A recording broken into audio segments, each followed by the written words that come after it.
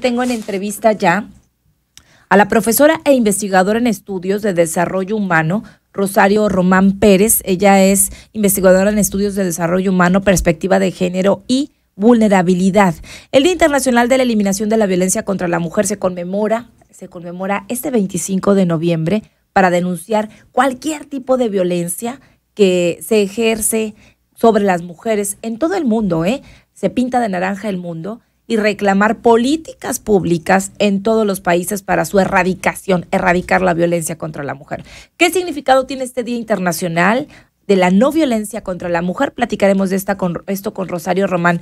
Investigadora, buenos días, un placer saludarle. Muy buenos días, Karina, y buenos días a la audiencia que siempre está pendiente de tus noticias. Muchísimas gracias. La verdad, para mí es una fecha muy importante, sobre todo por los índices y por la temática y por la violencia que vivimos, ya hablando particularmente y en un contexto estatal, pero también municipal, investigadora. Y claro, el día 25 de noviembre es un día muy, muy importante para recordarnos precisamente que no hemos avanzado a pesar de todo lo que se ha hecho en marco normativo, en acciones específicas, todas las instituciones que se han creado a lo largo de muchos años. Hay bastantes avances con respecto a eliminar, como es el día de hoy, el Día Internacional de la Eliminación de la Violencia contra las Mujeres, pero vemos que todavía esto pues es un avance importante, pero no suficiente para todo lo que nos está rebasando. Seguimos teniendo altos índices de llamadas telefónicas, de asesinatos de mujeres, feminicidios, en fin. Creo acosos, que es violaciones. Para sacudir a las conciencias, llamar a la acción sobre todo. Esto es no solamente porque hablamos del tema denunciar, hay que erradicar, hablamos de diferentes tipos de violencias, la violencia física, la violencia psicológica, la violencia económica, la violencia comunitaria, la violencia sexual, bueno, un sinfín de la violencia política que también se da.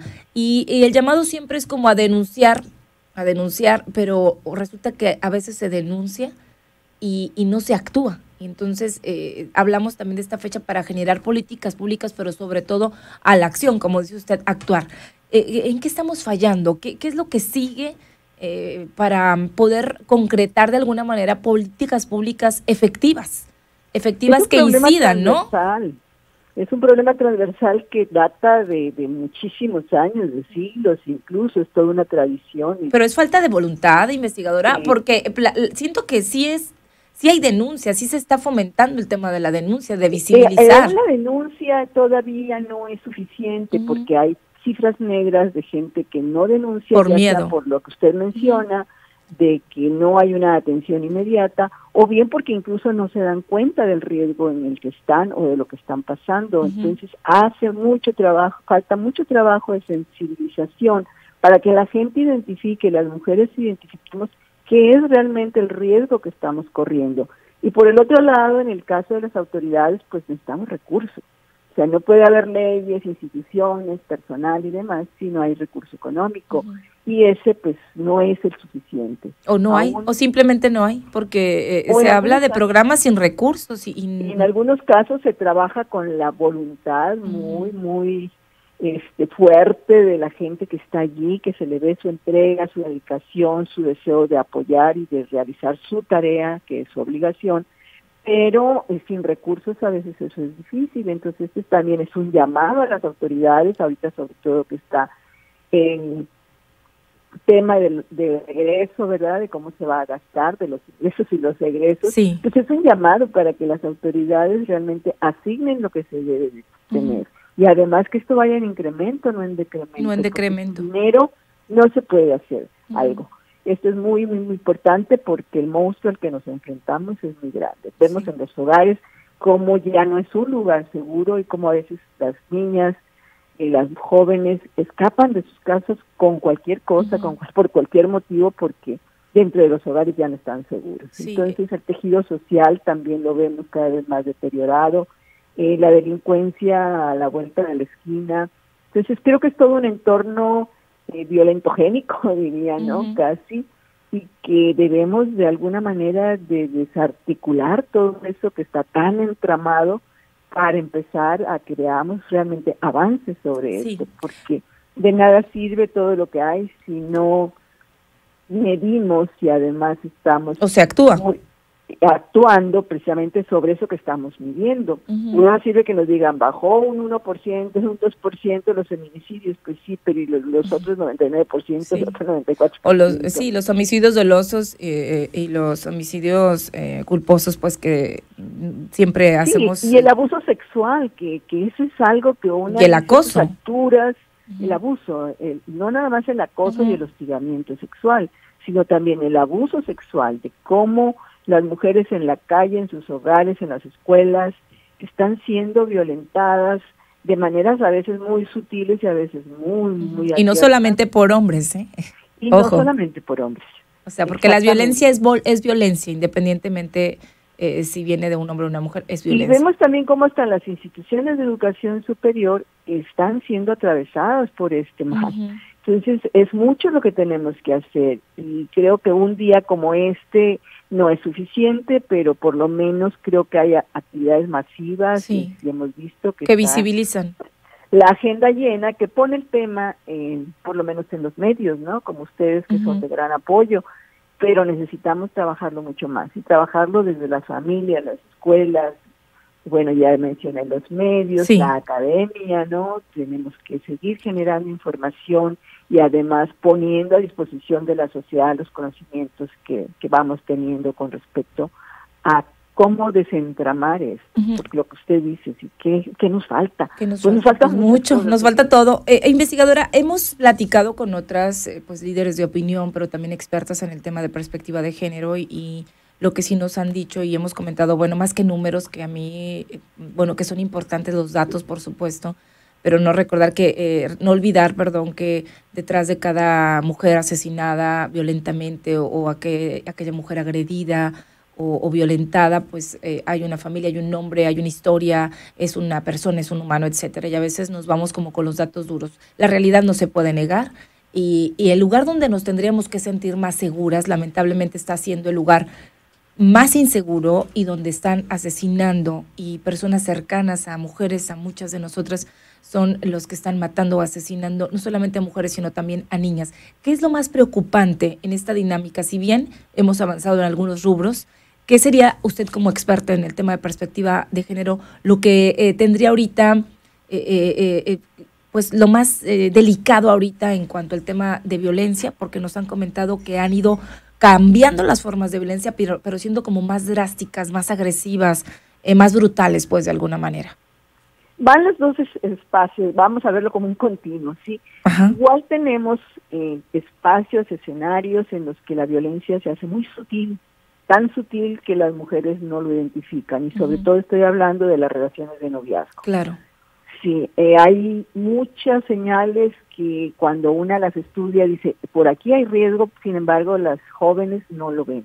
Se dejan deslumbrar por muchas cosas que vemos ahora en este medio de tanta mercadotecnia, ¿no? Sí, el proceso de enamoramiento y todo eso. Claro, y tenemos el otro extremo, en donde sí, ahora son más agresivas, más violentas las reacciones, porque también no hemos aprendido a negociar nuestros cuerpos, nuestra libertad, y eso toma tiempo. Eso no es nada más de una plática, no es nada más de un cartel que pongamos, no es nada más de un anuncio. Este es un proceso que debe ser continuo y con la misma intensidad. Entonces tenemos que, desde aprender a identificar, como decía muy al principio, qué cosa es lo que nos está violentando, quién nos está violentando, y que, como usted dice, no tiene que ser nada más hombres. Acabamos de terminar una investigación con 10 universidades del país, y precisamente en esos escenarios el personal se siente agredido también cuando hay mujeres en posiciones de poder. Sí, lamentablemente, y qué incongruente, ¿no? Y qué triste también que sea así, de mujer a mujer. Porque quienes ocupan posiciones de poder llegan a esas posiciones precisamente porque ejercen autoridades, liderazgos muy patriarcales. Entonces, desde allí tenemos que desarticular esto. Y por el otro lado también, pues, aprender nosotros las mujeres, y eso no se aprende ya para otros, no digo ni con una charla ni con un taller, tenemos que aprender a negociar nuestras relaciones con otras personas. A poner límites también. Poner límites que es tan importante. Y saber en qué momento te debes retirar porque estás en riesgo. Okay. Que es ahí donde también nos confiamos y bueno, regresa el agresor o agresora y termina. Sí, simplemente a veces dices que no hay un arma en mi casa, pero hay cuchillos, hay tijeras, hay muchas cosas con las que te pueden dañar. Entonces, si alguien está violentando, es momento también de salirte y tenemos que, no hay lugares a donde las mujeres se puedan ir, hay un solo lugar aquí en Hermosillo.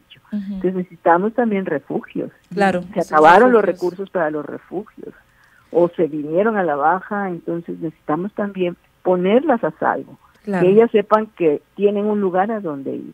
Sí, y coincido, y además con hijos, con familia, dar seguridad, certezas y bueno, la opción de tener un espacio donde puedan vivir libres, pues, de tener una vida sin violencia o erradicar por lo menos la violencia en el contexto. Otro de los contextos, y ya para terminar, investigadora, pues es el comunitario, el contexto social, el salir a la calle y sentirte segura o libre.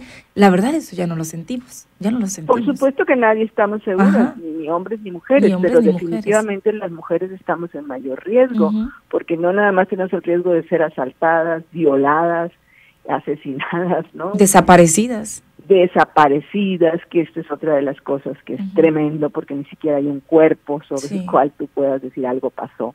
Entonces es algo que tiene que trabajar, las autoridades lo tienen que trabajar, sí tienen que hacer investigación, sí tienen que identificar cuáles son los lugares de más riesgo, que los tienen identificados, pero no pueden poner un policía por cada persona. Sí. Entonces se necesita hacer una labor comunitaria todavía mucho más profunda. No nada más llevarles las ferias de que les van a cortar el cabello, que va a haber deporte, programas sociales, actividades, sino que esto tiene que ser por lo menos una vez a la semana en todas las colonias y organizar a la sociedad, organizar a las familias. ¿Cuánta persona hay, por ejemplo, que ya se jubiló y que podría muy bien estar al pendiente del camino por el que pasan niñas, jóvenes que van a la escuela, por lo menos con algún botón de pánico o con algún teléfono al cual se pueda reportar? Hay muchas cosas que se pueden hacer más allá de todas estas estrategias que sí son buenas, las se han implementado, pero llevamos muchos años y no vemos que avance, sino al contrario, se incrementa, ¿no? Se incrementa, lamentablemente. Y bueno, es momento de revisar, ¿no? Por supuesto, que si es lo que se ha hecho, cuáles son los indicadores de impacto, que eso no se tiene, pues. Claro, no los tenemos, no los conocemos, y yo sí quisiera cerrar esta entrevista con insistir en no normalizar cualquier tipo de violencia, no normalizar la violencia, denunciar, pero no normalizarla, porque de pronto sí minimizamos situaciones o casos, sin importar la edad de las mujeres. Que no se haga natural, eso es muy importante. No normalizar. Muchas veces las mujeres decimos, es que así es él. Ay, es que es mi marido, es que es mi novio y tiene el derecho de... Es su personalidad, dice una. O como nos dijeron algunas estudiantes del estudio que hicimos, pues es que nos dicen que el maestro así es, ¿no? Y como es una figura súper reconocida, se le tiene que tolerar todo. Pues no. Definitivamente, si tú no quieres saludar de beso a una persona, no tienes por qué hacerlo. Si tú no quieres que se te acerque más allá de la sana distancia, que ya está de moda, pues no lo permitas y señálaselo, ¿no? Así es. Sin que alzar la voz. Y sin que tenga uno el temor, además. Y sin vergüenza, porque a veces te da pena decirlo, no. No, deja de la pena, las consecuencias negativas que puede tener. Si eres estudiante, te reprueba hasta tu beca, ¿no? Claro. Son las represalias. Va en juego tu calificación, va en juego tu vida, tu proyecto de vida. Entonces, no es menor la cosa esta. Sí, son muchas cosas que de verdad, pero bueno, interesantísimo todo esto y mucho por hacer. Coincido con usted, investigadora, y más allá del bla, bla, bla y de los eventos y la agenda mediática que tengan hoy las instituciones, lo que falta es actuar, lo que falta es presupuesto y lo que falta es incidir realmente. Que se haga justicia y que se haga justicia oportunamente. Así es. Y no políticas públicas, pero con investigaciones que ya hay, que son muchísimas, pero que ahí quedan, lamentablemente, y que son muy buenas, como las que hay también en diferentes instituciones aquí en el Estado. Rosario, yo le agradezco que haya compartido la importancia de esta fecha para nuestro auditorio. Y bueno, estamos en contacto, ojalá que podamos charlar de nuevo en poco tiempo. A sus órdenes, Karina, y un saludo para todas. Muchísimas gracias. Rosario Román Pérez es profesora e investigadora en estudios de desarrollo humano, perspectiva de género y vulnerabilidad social. Hoy es Día Internacional de la Eliminación de la Violencia contra la Mujer. Se conmemora pues este 25 de noviembre.